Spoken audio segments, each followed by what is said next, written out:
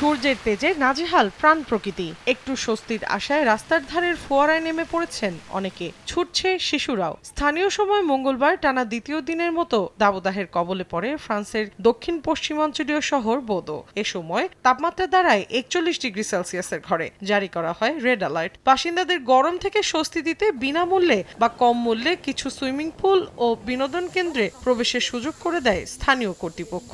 আবহাওয়া বিভাগ জানায়, তীব্র তাপপ্রবাহ ছড়িয়ে পড়তে পারে দেশটির পূর্ব মধ্যাঞ্চল এবং উত্তর পূর্বাঞ্চলেও। তাপপ্রবাহে প্যারিসের সেইন নদীতে সাঁতার কাটতে দেখা যায় স্থানীয় বাসিন্দা ও পর্যটকদের।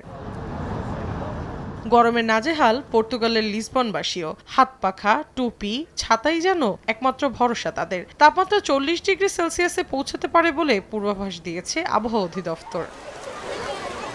সুইমিং পুলে নেমে খানিকটা স্বস্তি খোঁজার চেষ্টা করছেন জার্মানির ফ্রাঙ্কফুর্টের বাসিন্দারা। পথচারীদের শীতল রাখতে রাস্তার ধারে পানি ছেটানোর ব্যবস্থা করেছে ক্লোন শহর কর্তৃপক্ষ।